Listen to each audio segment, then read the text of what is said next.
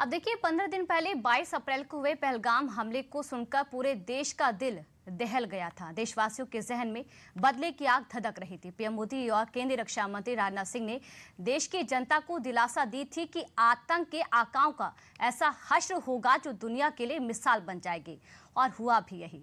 Operation सिंदूर पूरा हो चुका है और हर उस आंसू का बदला भारतीय सेना ने लिया है। देखिए रिपोर्ट।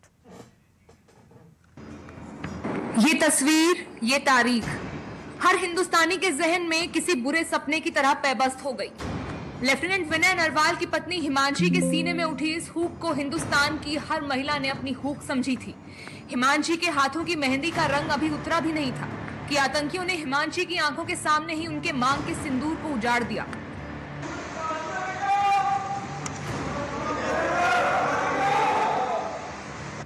इन आंसुओं के साथ इसी दिन वक्त की पेशानी पर आतंकियों के गुनाह को बाकलम दर्ज किया गया। पीएम मोदी ने यकीन दिलाया कि पहलगाम के गुनहगारों का हिसाब मिसाल होगा। गारंटी मोदी की थी तो उसे पूरा भी होना था। अब आतंकियों की बची खुची जमीन को भी मिट्टी में मिलाने का समय आ गया है।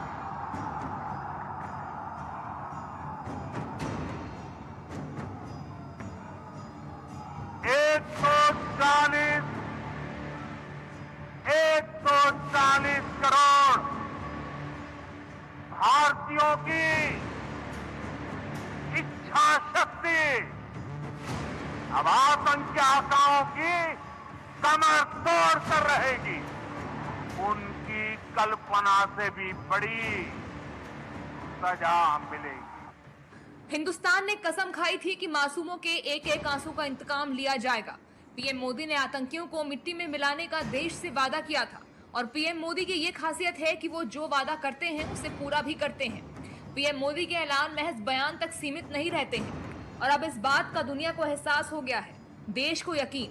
पहलगाम हमले के महज 15 दिनों के अंदर ही उस माँ के आंसुओं का भी हिसाब हुआ जिसने अपना बेटा खोया। उस पत्नी के सिंदूर का भी हिसाब हुआ जिसकी हमले से कुछ दिन पहले ही शादी हुई थी। उस बाप की हुक का भी हिसाब हुआ है जिसने अपना नौजवान बेटा खो दिया था।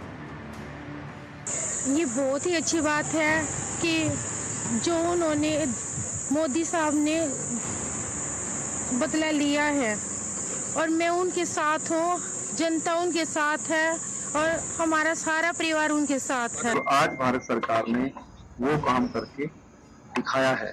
हाँ, जिन घरों से जिनके लाल चले गए उनका जीवन तो वापस नहीं आ सकता, परंतु जो बात मैंने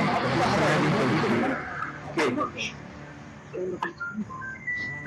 ऐसा कुछ हो कि इस तरह की कायराना हरकतें और बुज़दिली हरकतें करने की कोई साहस ना करे। नेवी अफसर लेफ्टिनेंट विनय नरवाल की अंतिम विदाई के वीडियो ने देशवासियों का सीना चीर कर रख दिया। शादी के बाद हनीमून मनाने श्रीनगर पहुंची हिमांशी ने सोचा भी नहीं होगा कि वो जम्मू कश्मीर से उन डरावनी यादों के साथ वापस आएंगी जो ताउम्र उन्हें सोने नहीं देंगी। हिमांशी हरियाणा के करनाल की रहने वाली है, जबकि हिमांशी के पति लेफ्टिनेंट विनय नरवाल भी इसी शहर के सेक्टर 7 के रहने वाले थे। 16 अप्रैल को दोनों की शादी हुई थी। 18 अप्रैल को रिसेप्शन हुआ था और 22 अप्रैल को विनय नरवाल की पहलगाम में हत्या हो गई।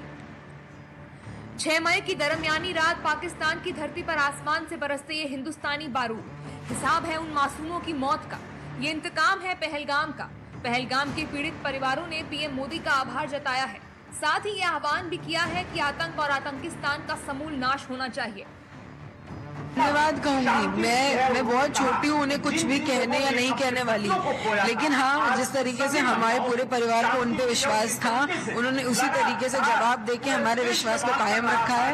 And I am really thankful. मैं अभी जो सरकार ने जो स्टेप लिए हैं इसके लिए मैं सरकार को बहुत बहुत धन्यवाद देती हूँ और उनका जो स्टेप लिए हैं वो स्वागत योग्य है।